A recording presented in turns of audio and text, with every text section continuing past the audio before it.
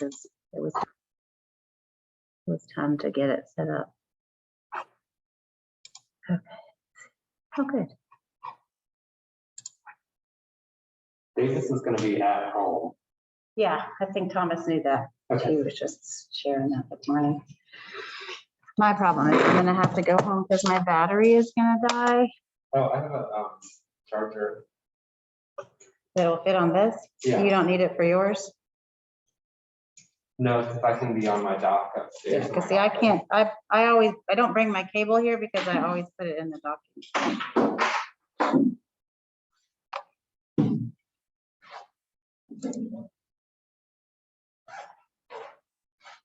Did Thomas and Andrew, Stephanie was just texting me, did he? The record button. It should be telling you there that you're being recorded, and I'm going to go ahead and get us started for this morning. Welcome again to everyone. I know there's still some folks connecting and tuning in. My guess is that may be the case throughout the morning, that we'll have people connecting and tuning in. So welcome on Zoom, welcome here in the fellowship hall. This is the first event of the 2021 Visiting Scholar Series. So excited to see all of you here, and we are especially grateful to have Dr. Davis with us all the way from Vermont. This is nice that technology enables that to be possible, and we're really grateful. This is the 4th annual Visiting Scholar event, which it seems not possible to me that we're on event number 4, but this is really exciting that this program continues at Rumpel, and we continue to be challenged, and we continue to learn, and we continue to grow as people of faith with this program.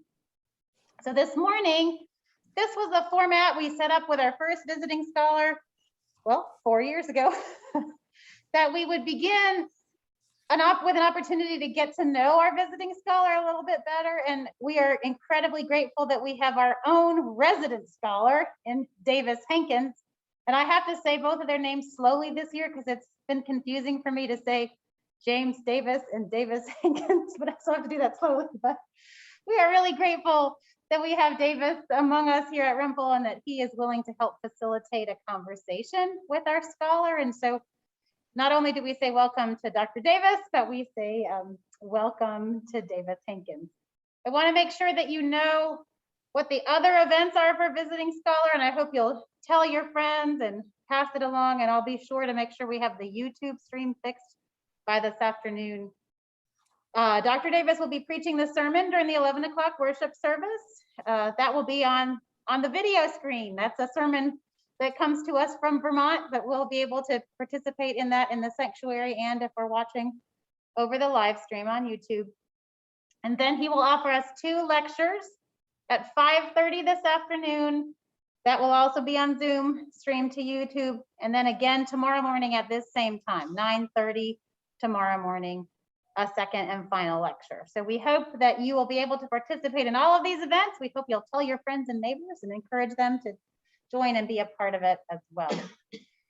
As you entered the Zoom this morning, you were muted. So if you are not on mute, I'll encourage you to be on mute, because sometimes we don't realize that we have background noise happening at our house that everybody can hear. So I encourage you to be on mute, and there'll be a time a little bit later. Davis is going to start the questions with Dr. Davis, but we hope that others of you may have some questions to add and contribute along the way as well. So I encourage you, the easiest way to do that is to put it in the chat, because I may miss you raising your hand, but we can try to do that as well. So if you don't know how to chat and you just have a question, try to wave. And if somebody else sees someone waving and I seem to have missed them, if you will point that person out to me, that would be helpful.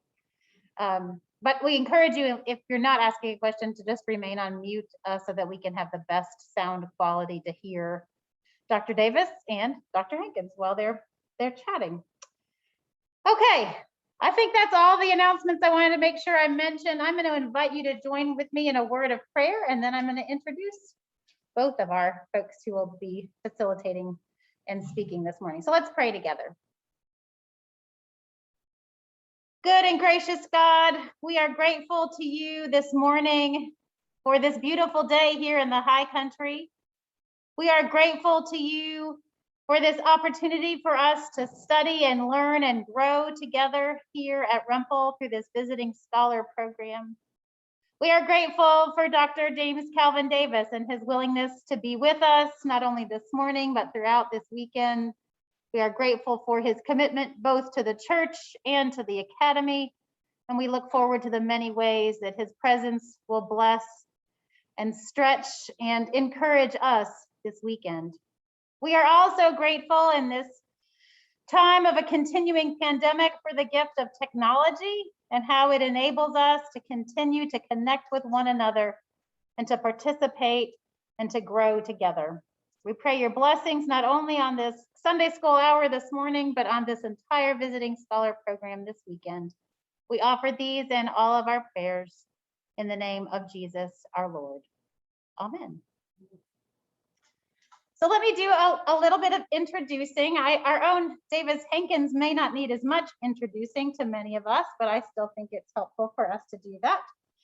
Davis is a member of Rumpel, as I think most of you know, and also of our Visiting Scholar Committee. He has been a great contributor to that, helping us to find our first scholar, actually, and last year's scholar as well. He is an associate professor of religious studies at App State. His areas of interest are biblical literature, religion, and society in light of modern literary theory and philosophy. You'll have to ask him to explain to you exactly what all of that means, but I'm not sure that I can. His research areas focus in the Bible's wisdom, literature, and its reception.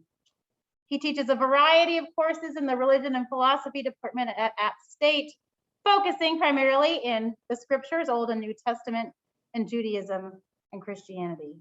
He has degrees from NC State, Columbia Theological Seminary, and Emory University. And we are really blessed at Rumpel to have Davis among us and grateful for his willingness to interview our visiting scholar for us this morning.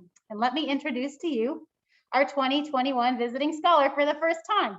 We'll introduce him every time he's in front of us. So maybe by the end of the day tomorrow, you'll know all of Dr. Davis's credentials as well. It is my joy to welcome the Reverend Dr. James Calvin Davis as our 2021 visiting scholar. Dr. Davis is an ordained pastor in the Presbyterian Church USA and the George Adams Ellis Professor of Liberal Arts and a Professor of Religion at Middlebury College, where he has taught since 2001. Dr. Davis has degrees from Dickinson College, Union Presbyterian Seminary, and the University of Virginia. He teaches courses in ethics and Christian studies with particular interest in religion, ethics, and politics in the United States. He also writes widely in theology and public ethics with a priority on linking classical Christian texts, thinkers, and traditions to current political discourse. As David Rogers wrote in the Watauga Democrat, if you saw that article, he was arguing that Dr. Davis's areas of interest are very relevant for the world in which we find ourselves today. He resides in Vermont with his wife and two sons. And I want to conclude with a little known fact that's probably not typically shared when Dr. Davis is introduced places. And that is that he was on an outstanding flag football team in the fall of 1992 on the campus of what is now Union Presbyterian Seminary. There was another member of that flag football team who many of you know. I'm not sure, I don't remember my flag football skills, but I do remember that Dr. Davis had some pretty good flag football skills. And the flag football league at Seminary, at least back in the early 90s, was a fairly intense an intense effort. It culminated in something called, get this, ready? The Calvin Bowl. That is seminary humor for you. Our paths have not crossed since our years in Richmond, Virginia, many years ago, but have kept up with Dr. Davis's scholarly work over time, and it's exciting to reconnect, at least virtually, and to welcome him to Rumpel for this 2021 Visiting Scholars. So welcome, and I'm going to turn it over to Davis Hankins and James Calvin Davis. Thank you, Kathy. And I love that y'all are on the flag football team together. It's fantastic. So thank you for being with us, Dr. Davis. It's wonderful to have you here. And I thought you might start by telling us a little bit. Well, first of all, for several weeks, a number of us have been reading your book, American Liturgy, which is quite autobiographical at times. And it's obvious from the book how important it was to you to grow up in the Appalachian Mountains in Western Pennsylvania and how that so shaped your identity. And so I thought you might share with all of us a bit about yourself, your own story growing up in the mountains and how that's continued to be important for your scholarship and work and contributions to the church. Thanks, Davis. And by the way, I may have to say this a couple of times too. You all can call me James. Dr. Davis, given my Appalachian roots, Dr. Davis sounds incredibly too pretentious. That's great because it makes me uncomfortable to say Dr. Davis. Yeah. It sounds like I'm referring to myself. And right. Yes, that's right. That's right. Yeah, that for double reasons, Davis, you should just stop that. Good. But first of all, thanks for having me this weekend. I have really been looking forward to this. And although this is not the format we originally imagined it, we're all very good at this. And I think, and in fact, there can be not only some ways in which this is nearly as good as being in person, there are from time to time ways in which this makes it easier to have a conversation these days. So thanks for having me. And it's great to be here and with my old friend Kathy too. Yes, Davis. American Liturgy is the most personal book that I have written. It's my first experiment with thinking more personally in theological terms, and also in writing essays rather than an extended project. And so it really was an opportunity to think deliberately about the different ways in which I think I'm now old enough that I can look back and reflect on the different experiences that I've had in my life and ask how might they have been theologically significant? How might they have been reflections of God in my life that might be useful stories to tell to other people in case that they resonate one way or another with others. And a big part of that conversation, or a big part of that story, that personal narrative, is where I grew up. So I grew up in southwestern Pennsylvania, a couple hours east of Pittsburgh. And that was a formative experience for me on at least two fronts. One, I am the son of a coal miner who got hurt in the mines actually when I was 7 years old. And not only was I shaped by that in some fundamental ways by that blue collar context and that blue collar connection, but shaped by the socioeconomic circumstances in which I was raised as well, in part as a result of my dad's injury.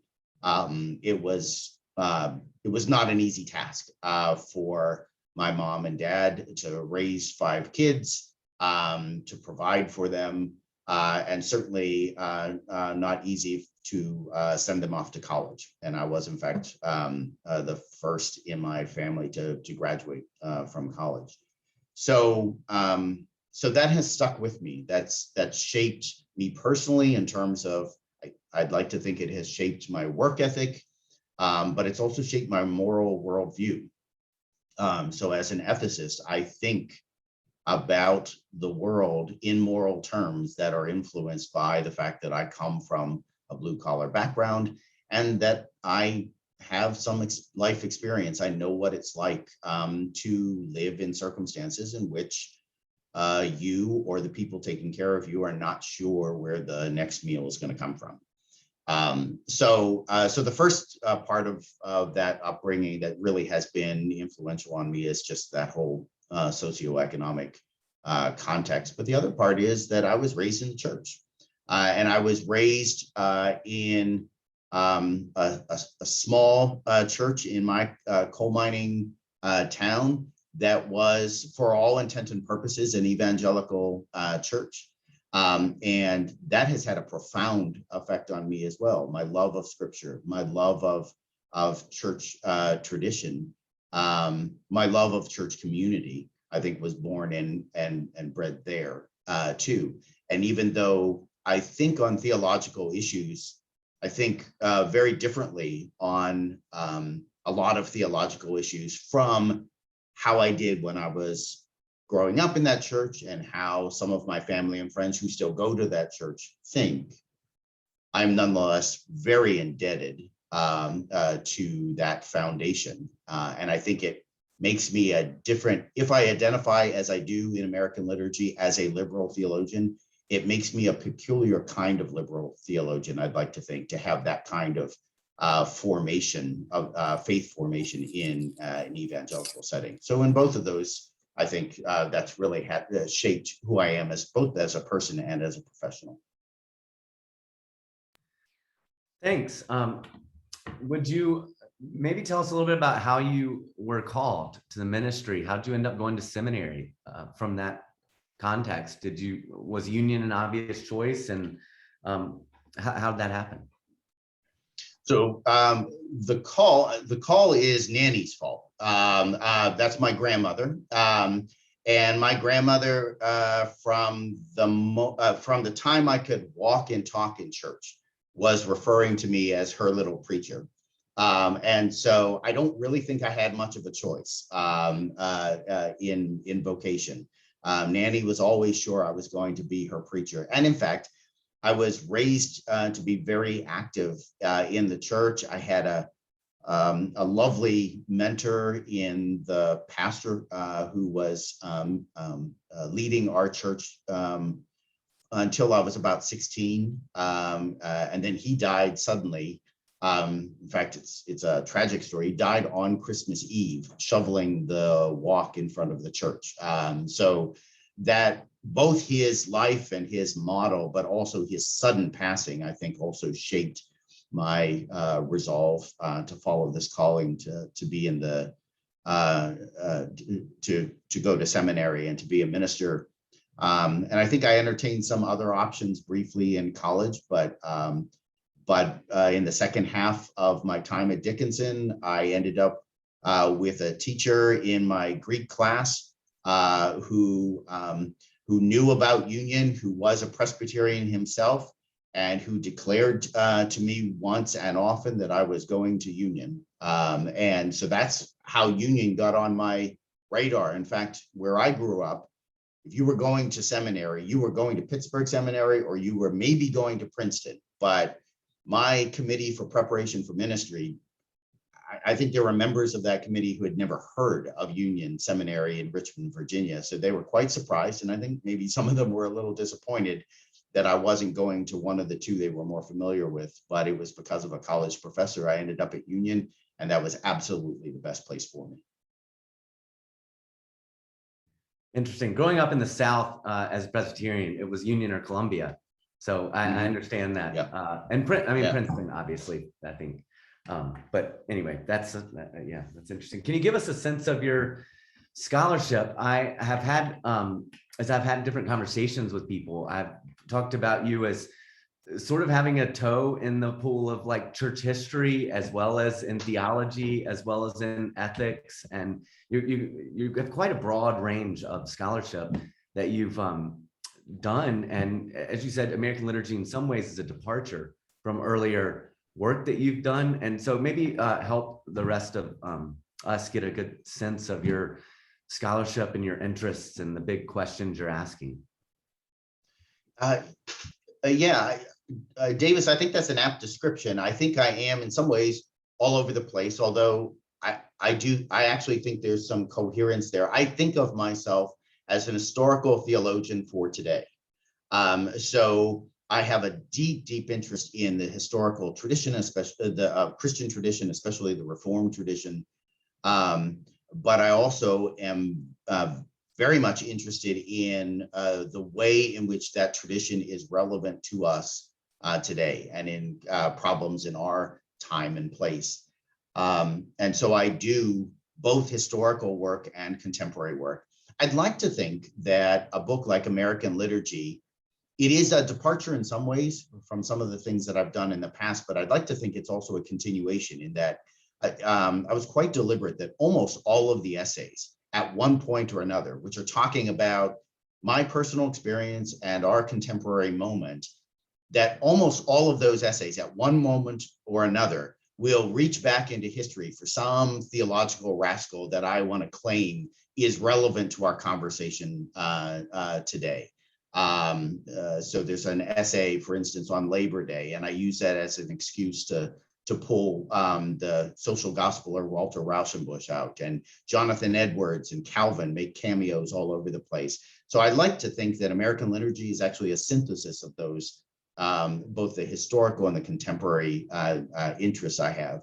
And really those, the wedding of the historical and the contemporary is also a process of my formation as a student, as a scholar, and as a thinker.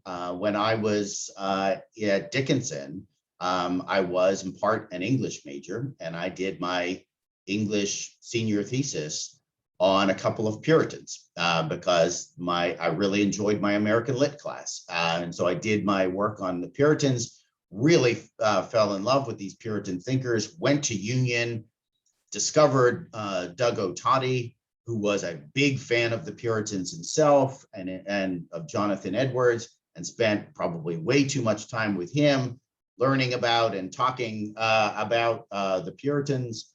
And then I went to the University of Virginia and enrolled in a program on ethics. And it gave me an opportunity to take all of that historical training that I had done with Doug Otati and put it into service to contemporary moral problems. And so I think I have, as a student, I evolved into this synthesis of the historical and the contemporary. And that shows up in all of my work. So my first book was about Roger Williams, 17th century Puritan founder of Rhode Island.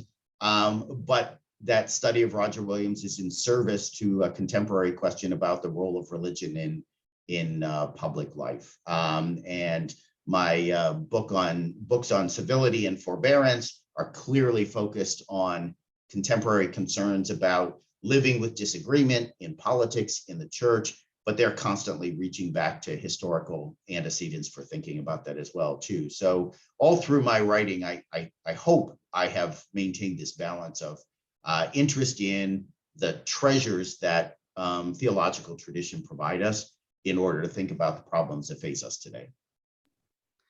What is it about the Puritans? Why are they important? Why should we care about them? For a couple of reasons. First of all, they're a hoot.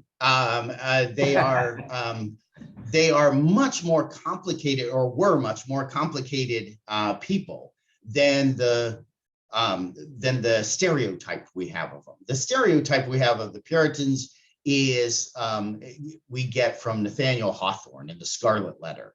And H.L. Mencken, who was sure that to be a Puritan meant that you were worried that someone somewhere was happy.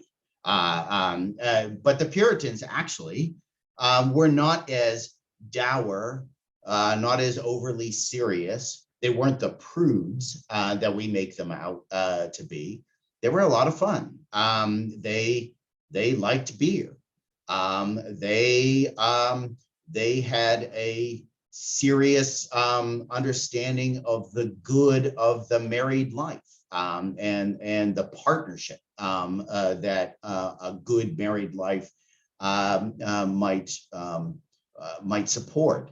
They were serious thinkers about politics, and they were in some ways proto-democrats in their sense that the power in a well-run society ought to reside with the people.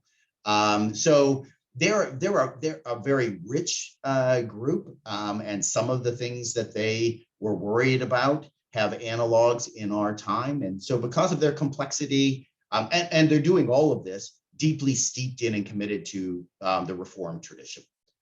So because of their complexity, and also because they are our Reformed Calvinist forefathers, I just fell deeply in love with them. And as I say, my entrance into the Puritans in undergraduate work was actually through two poets.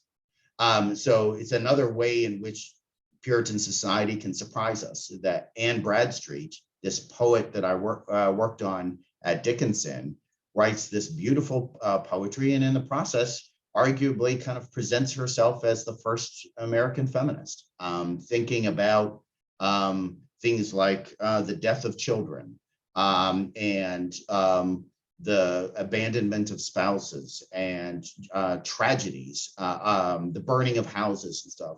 And thinking about those, she's through her poetry, thinking about those human experiences and at times having arguments with God.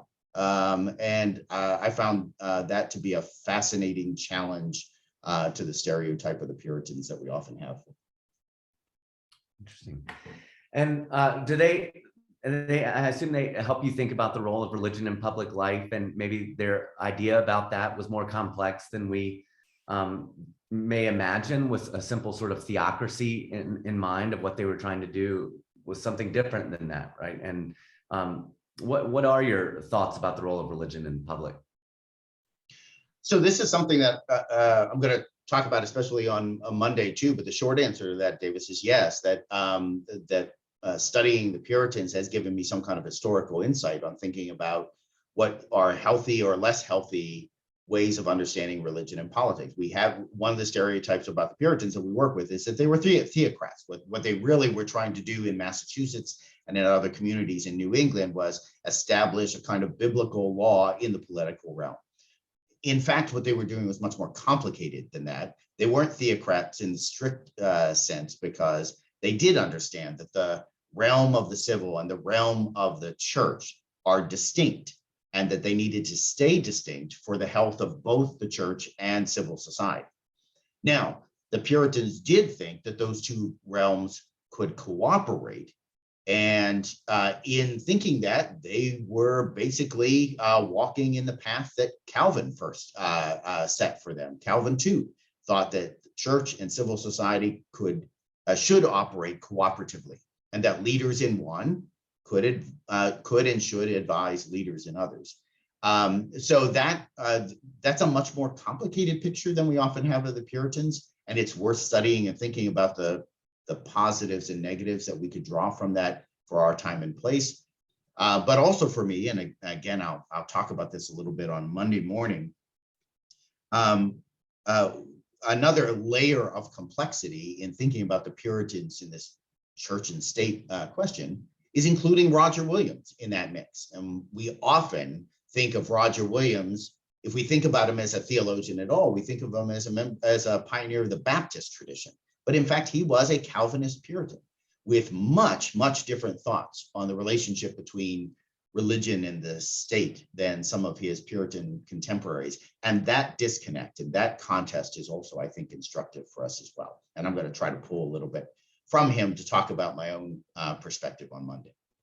I assume I'm not alone, everyone out there who has never actually thought about Roger Williams. So I'll be interested to hear what you have to say. You're right. I may have actually been too optimistic, right? I should have said, if we think of Roger Williams at all, we think of him in association with Rhode Island, maybe the Baptist Church. The Baptists love to claim Roger Williams as one of the pioneers of their denomination, but he was in fact a Baptist for like 15 minutes.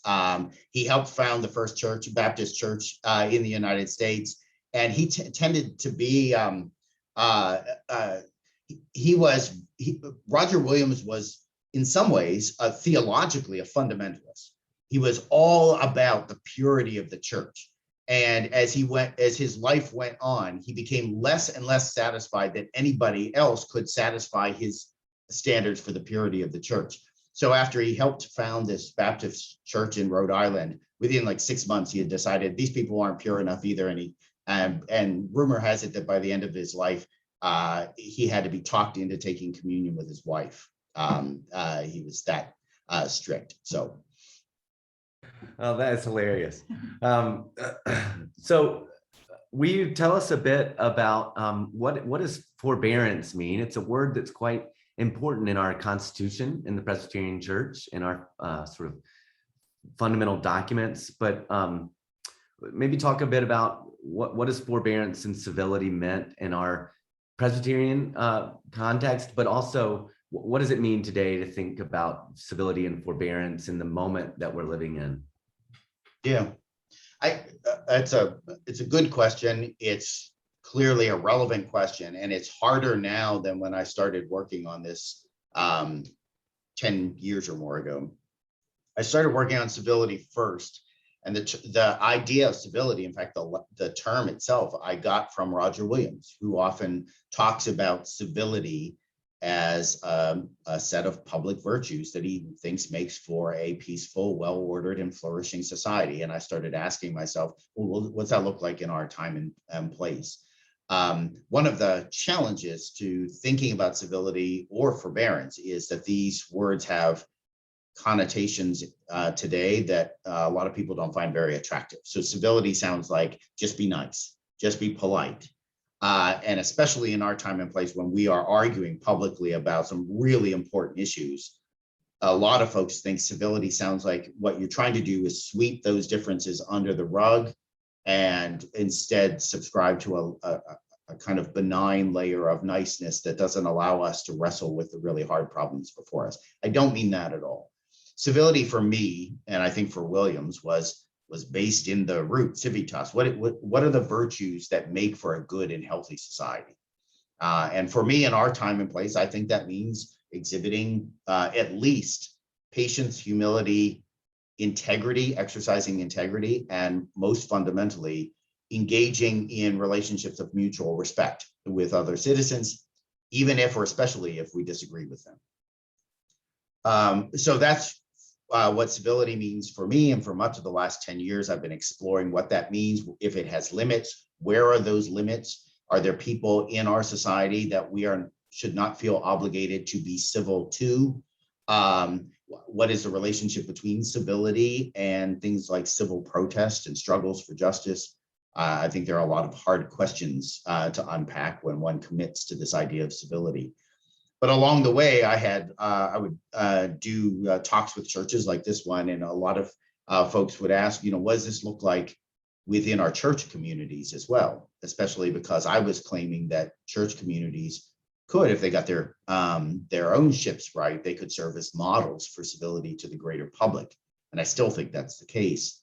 But folks would say, well, what does that look like when even our churches don't know how to disagree in healthy ways? And that got me to thinking, what's the theological counterpart to civility? If civility is a set of public and political virtues, is there a theological set of virtues that makes for good and peaceful and well-ordered and flourishing church? And that's where I latched on to the language of forbearance, which I stole straight from Ephesians, bear with one another in love. And started asking, what are the virtues that allow us to bear with one another in love? And unsurprisingly, it turns out that the virtues that make for a forbearing church look a whole lot like the virtues that make for a civil society too. Great.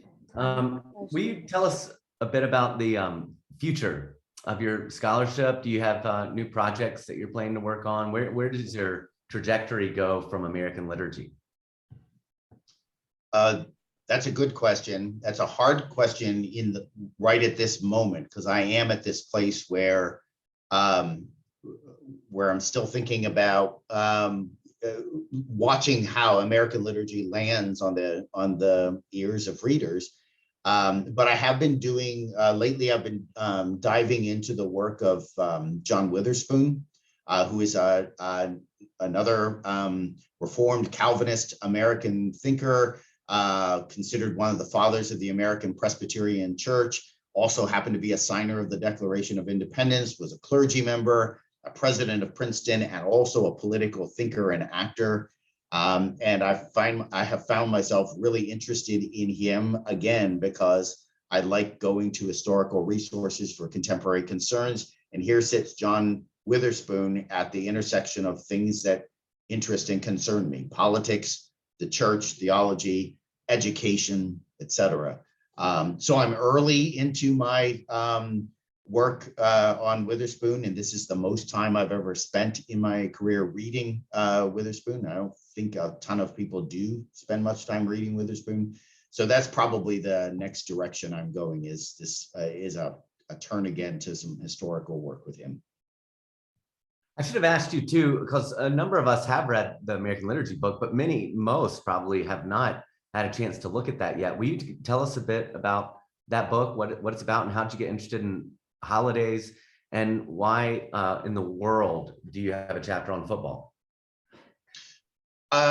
The last one first. I have a chapter on football because I'm a Christian, Davis. As a Christian, I am a follower of football because I know that God blesses football. And if that seems strange to you, then we should talk about your standards of piety later. So I kind of backed into the American Liturgy project. I was headed towards sabbatical, and I was trying to figure out what I was going to work on. In the meantime, I attend a Congregational Church here in Middlebury. It's our lovely local Christian community. I'm up here in the Presbyterian diaspora, where there aren't a ton of Presbyterians around here. So the Congregational Church took me in, and I serve as theologian in residence there. And I do a lot of preaching.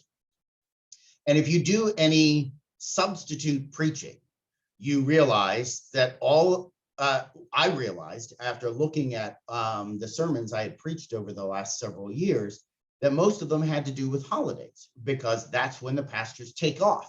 So I had a lot of first Sunday after Christmas and first Sunday after Easter sermons. And so I thought, I wonder if these have some life beyond the occasion for which I originally preached them.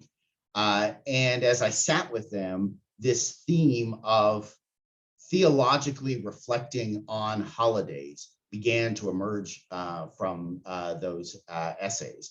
And so I realized I had been doing something without realizing I was doing it. And that was thinking theologically about the rituals of American civil life. Most of the holidays in that book are civic holidays, not necessarily religious holidays. Easter and Christmas are in there, but even those two holidays are both religious and civil for American society. And so this theme emerged for me and presented me the opportunity to think more deliberately than I had about a theology of culture. What does it mean to engage the rituals of civic life from a theological perspective? What does theology teach us about the crests and waves of our civic life? And what do the rituals of civic life teach us about being Christian? So that bi-directional relationship was something that I decided to explore more deliberately in both embellishing these sermons and into full out essays, but then also the introduction of the book gave me an opportunity to, a sense, articulate my theology of culture, my theology of the relationship between Christian faith and culture. So that's what I'm doing in there. And it was my first effort at essay writing too, which I found incredibly satisfying. Well, one of the members of the committee did wonder why you abandoned the Presbyterian Church. So I have, yes, that's one of the bad consequences of following what you discern to be your calling, is it takes you to places you never imagined. So I never imagined being up here in Vermont, but a funny thing happens when you're getting ready to graduate from graduate school and you start looking for a job. Doors open and doors close, and this door opened for me. But I have to say, in all seriousness, I've spent much of my 20 years up here really trying to figure out how to navigate that detachment I feel from my own denomination, because being Presbyterian is in my DNA. It is how I was born and raised. It's how I think as a theologian. And to not for the first 10 years I was here, the way we navigated it was we drove an hour and 15 minutes to a Presbyterian church in Eastern New York and worshiped with the kind folks in Hudson Falls, New York, as a way of just staying connected with our denomination. And then our kids came along, and we wanted a fuller church life, instead of just being Sunday to Sunday. And the boys weren't always tolerant of an hour and 15-minute drive to church and back. So we landed here more locally with the Congregational Church. But it has been a question for me as long as I've been up here, how to stay connected with the Presbyterian Church when there are not very many of us around up here. Well, we are happy to reconnect you with the Presbyterian Church here. Yes, thank you. Rock. One member of our committee read an article in which you used the term productive discomfort. Would you tell us a bit about what that is and how you see that playing a part in the church and civil society today? Yeah, and I think I'm pretty sure if I remember right, that term I actually got from a colleague here at Middlebury College who in conversation, who used that term that I found really rich. Productive discomfort for me is the experience of, rather than running from the engagements that make us uncomfortable, living in them, but living in them in a certain way that is productive and constructive rather than destructive. That I don't like. I don't think either one of the other two options of cutting and running when conflict emerges, or engaging conflict in ways that are meant to demonize, reject, or destroy the other. Neither one of those options looks very attractive to me. But instead, what does it mean to sit in the discomfort of disagreement, of difference, of hard difference, but to do so in a way that we might be better as a result of staying in that discomfort? And that better doesn't always need to mean changing my mind, but it ought to mean learning something, learning something more about why I believe what I believe, or learning something about why the person who believes the opposite as I do thinks the way she does, or why she hears my perspective, my views as hurtful or wrong. Even those moments, short of having just a change of heart, I think are productive outcomes of living in virtue with other people in the discomfort of disagreement. And so I think for me, what the virtues of forbearance and the virtues of civility are doing is shaping the attitudes we ought to take into those uncomfortable moments in order to make them productive, rather than avoid them or engage in them in more destructive ways. I have so many more questions I'd like to ask you. I also want to open it up and give other people a chance to dive in. So let me just ask one more question, and then this is a advance notice to everybody to have your questions ready, whatever you want to ask James. But you mentioned earlier, you said you refer to yourself as a liberal theologian, and I think that can mean sort of you're all for free markets, or that can mean something in theological context that's different from the way conservative liberal opposition plays out in political context. Yeah. What does that term mean and how you use it to identify yourself? Yeah, that's a good question. You're right. Liberal is one of those words that has all kinds of connotations that I don't necessarily mean, but I do. Friends of mine have said I have a knack for making my work harder by holding on to words that have bad connotations that I then have to deconstruct before I can use them, like civility, like forbearance, and like liberal. What I don't mean by liberal is some excessive commitment to the free market. So I don't mean it in any kind of economic way. I also don't mean it in a political way, as if I always show up on the liberal side of social political issues. I often do, but I don't always. That's not how I mean it, and I don't think there's a one-to-one correlation between liberal theology and liberal politics all the time either. What I mean by liberal theologian is the way that I understand the liberal Christian tradition to mean that. And that is that I subscribe to a Christianity that takes seriously all of the sources of insight and knowledge that God gives us in order to think theologically. So I have a deep commitment to the authority of Scripture. I have a deep and enduring commitment to the authority of tradition, so deep that it makes my congregational friends up here break out in hives, because I'm always insisting to them that and it's also the reason I do not use the term progressive anymore, because especially up here in New England, progressive is usually used to mean the last thing we said is the smartest one, and that things that are old are also things that are suspect.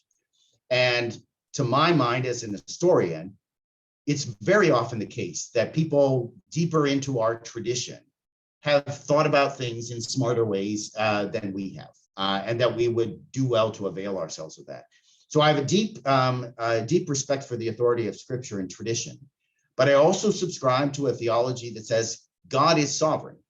And because God is sovereign, God is responsible for the other sources of knowledge and insight that we can take advantage of to figure out what it means to be good and godly in our time and place, like science, like reason, like the human conscience, like the teachings of other religions and cultures. And so for me, to be a liberal theologian means I take those sources of insight and authority very seriously, and I put them in conversation with the traditional sources of my tradition.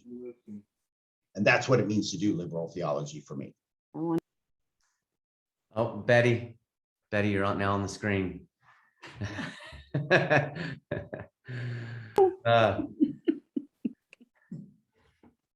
Some in the chat, Morris Ewing has asked about the Congregationalist Church, because we really don't have many Congregationalist churches here, and so many people are probably unfamiliar with that. Would you tell us about that and the relationship between that church and the Presbyterian Church? Yeah, the Congregational Church, I think, even more so than Presbyterians, look different in different regions of the country. So there were UCC, United Church of Christ, or congregational churches in southwestern Pennsylvania, but they really didn't look like the ones up here in New England. In New England, Congregationalists, so historically, Congregationalists are the descendants of the Puritans. This is a Reformed tradition, just like Presbyterianism, but the Congregationalists don't have the Presbyterian network of authority that we do, of elders and ministers and presbyteries and synods and general assembly. For the Congregationalists, the congregation itself is autonomous. It's the source of authority. Congregations make largely most of their decisions on their own, rather than this network of back and forth that we have with in Presbyterian churches between congregations, presbyteries, et cetera. So they share a Reformed Calvinist lineage. They have very different church order arrangements. And in New England, Congregationalism has theologically gone very progressive for the most part.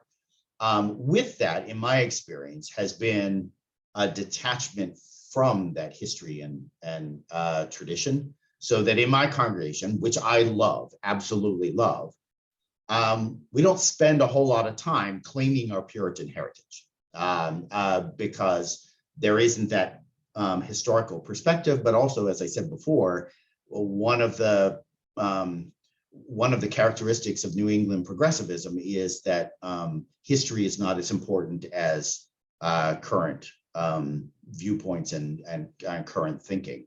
And so that's the disconnect that is the biggest challenge for me, is insisting, as I do in their midst, that this common tradition that we share of American Reformed Calvinism might actually have something useful to say to the issues in our time and place. That's not a common move in New England Congregationalism. Thanks. Well, I'm aware that our time is now, we're at 10:22. So if anybody would like to unmute themselves and ask a question, I want to give everyone space to do that. I have a question. And this is sort of an awkward thing to ask, but James, how do you feel about the Presbyterian USA? One of the things you talk about in forbearance is that churches have a way of, instead of settling their differences, they tend to just divide and separate rather than trying to agree. How do you feel Yeah. about our church in regard to that? That's a great question, Ann, and it's a hard question. In some ways, forbearance was written because at the time I was working on it, we in our denomination were going through that latest round of conflict around gay marriage, around ordination of LGBTQ persons. We were dealing with that at the moment, and that was part of my spur for writing that book. In some ways, that book came out too late to be useful, because by the time it was published, we had already made the decisions denominationally, and as a result, saw a number of congregations leave the denomination. As a liberal theologian, I think the denomination made the right decision. But as somebody who prizes forbearance, who thinks that church unity is better than fraction, I mourn the fact that it had that consequence. This is something that we Protestants, though, do. And we've been doing this since the 16th century, and we've gotten really, really good at it. That when we have a major source of conflict, we, after a while, we cut and run. That's how we got the Protestant sub-traditions of Christianity. And I think, Anne, my own perspective is that we're just way too good at that. And as a result, it doesn't require us to develop the kind of virtues of forbearance that I would rather we be developing. I understand, and I've had a number of folks respond to forbearance saying, yeah, but sometimes people need to leave a congregation or leave a denomination in order to take care of themselves, in order to worship in a setting in which that reflects their self-worth, or so. And I get that, and I understand that, but I think in the bigger picture, the frequency with which we Protestants, including we Presbyterians, divide and run rather than figuring out how to live together in that disagreement and difference, I think that's the great tragedy of Protestantism and of our denomination. You think churches should have classes on how to disagree or to learn forbearance? Is this something that a skill could be learned? I do think so, Anne. And when I use this language of virtues, there's a long tradition in both Christian ethics, but also Western ethics of virtue language. And one of the ways that theologians and philosophers talk about virtues is these are habits that we develop. They become character traits in us because we habituate them in a good way. And you habituate them by practicing them. And so, yes, and I think we would be better equipped to deal with these moments of disagreement if we practice these ways of living productively in discomfort, especially if we practice them before we got to the crises. Then we would be in a better situation to navigate those crises. But to my observation, not only do we not do that in church, if anything, we increasingly import in church the ways that our greater politics deals with conflict, which is winner takes all, beating the living crap out of one another physically or otherwise is the way that you navigate difference and disagreement. So we're doing the opposite, I think, of practicing these in church. We're learning more destructive habits from the culture around us, I think. James? Yeah. Yesterday, I heard a brief discussion of an article titled they're not coming back. And it was really about why people have left the church. Of course, the pandemic was one of those things, but always the belief that, oh, when they have children, they'll be back. And oh, when they're whatever those excuses we make for why they're leaving, but they'll be back. And it was arguing they're not coming back and gave several reasons. What is your perspective on the future of the church? Yeah, I think I would probably amend that title that they're not necessarily coming back. But I don't think it's a given that folks who have left the church are coming back. And we certainly have a generational challenge. I see that in teaching here at the college. It's not just about religion. It's also about traditions. That the generation I teach now, you need to make the case for why something belonging to something that is old is better than belonging in something that focuses on the here and now. You need to make the case why belonging with any kind of steadfastness is a good at all. So we do have a generational challenge there. That I think is really important. And the antidote to that, I think, is partly educational. I think those of us who teach, I think have especially those of us who teach in the humanities, have an opportunity and an obligation to help this generation discover that things that are old can be sources of wisdom, can be sources of meaning, that belonging and attaching to those things is a good. But then also in the church, I think we need to do a better job of showing how belonging to an ancient tradition like this makes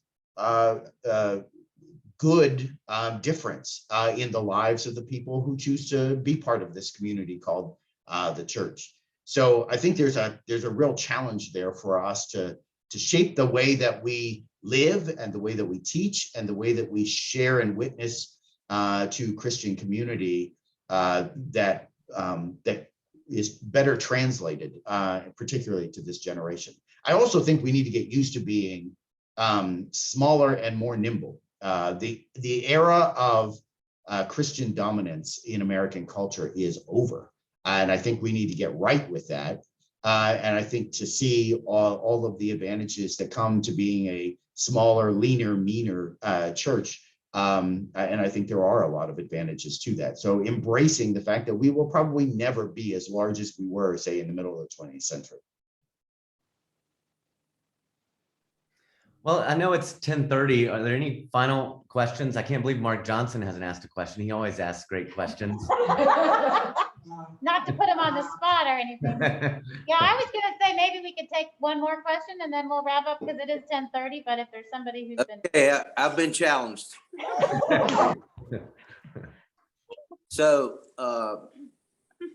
James, my wife and I were married in PCUSA Church, and while I was on session in this church, decided to split off after the General Assembly decision. Church decided.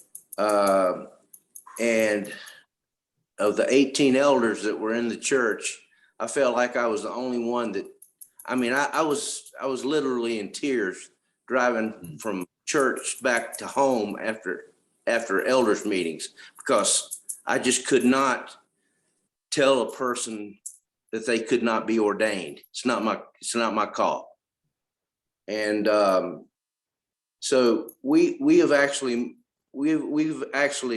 moved on to a Moravian church, which is near our home. And as fate would have it, there's a group called the Concerned Moravians who are trying to break off from the Moravian church because the latest synod in the southern province has decided that the LGBTQ is an issue and it should be handled by each individual church. But this conservative group of concerned Moravians has made us think about it. And so it's not just in the Presbyterian Church, and it's I guess it's in the Protestant church in general. Yeah, that's a really helpful observation, Mark. You're right. It's not just us Presbyterians. I mentioned that I finished the forbearance book after we Presbyterians had, in a sense, resolved the issue for our denomination. But the Methodist Church, then, to my recollection, they're still in a way wrestling with this same issue. I know very little about the Moravian Church, Mark, but so your comment is very helpful to me to point out to me that they too are dealing with this as well. Really, the only Protestant denomination I can think of that's not wrestled with this particular issue in the last, say, 10 or 15 years are the Congregationalists. I gave them beef earlier for not loving tradition enough, but they also have been in the vanguard of a lot of social issues, getting there much earlier than a lot of our other denominations. And so for them, this was, they're watching the rest of us saying, why are you getting all worked up about this? We've theologically resolved this for ourselves ages ago, but they're the only ones I can really think of that hasn't had to experience this kind of angst in the last 10, 15 years or so. Well, UCC has been kind of on the side of I don't want to say don't ask, don't tell, but they're more of a liberal thinking society. Yeah, they have been that since the late 18th, 19th century. And so that is one, historically, that's one reason why this hasn't, these kinds of issues haven't really presented the crises for the United Church of Christ, the Congregational Church, as it has for some of the rest of us. Well, I hate to cut off the conversation, but that's often my role. I think I'm an interrupter by vocational obligation, because it's now 10:35, and I know some folks may want to come to the sanctuary to worship, and some will want to transfer platforms to YouTube so that you can tune in to worship. I just want to say a special thank you now at the end to both Davis Hankins and James Davis. We can give them a Zoom applause and thanks. It was great to be with you, and thank you, Davis, for great questions that really, I feel like, really helped us to get to know James Davis a little bit better. I wanted to continue to explore these streams of questions, so I hope there'll be an opportunity to come up for these topics to come back up both tonight and tomorrow. Many of folks at Rumpel know that one of the things that they've heard me say a million times is I wish that the church could be an example in our society of how to do and be together better. And so I'm excited to explore that with you some more. So thank you both. And thank you especially to James Davis for being willing to be with us as our visiting scholar. We're really looking forward to both your sermon and your lectures later today and tomorrow. Just a reminder, because I think some folks got in here a little bit late. We're going to call him James Davis, not Dr. Davis. James will be preaching the sermon during the 11 o'clock worship service, and you can tune into that online or here in the sanctuary. He will offer his first lecture this afternoon at 5:30. That will also be on Zoom. And then the second lecture is tomorrow morning at 9:30. So we hope that you can tune in for all of those other opportunities to engage our visiting scholar for this year. Thank you to the Visiting Scholar Committee. I'll mention them at future conversations for all of their work and preparing for this weekend, and also for being willing to shift a lot past midstream to move to a virtual scholar again when we had been planning to have James with us here in person. So thank you all for an engaging morning and a great start to the Visiting Scholar Weekend, and we look forward to seeing you soon. Take care, everyone. Thank you all. Be well. Bye. Somebody Bye. down in Vermont and pay for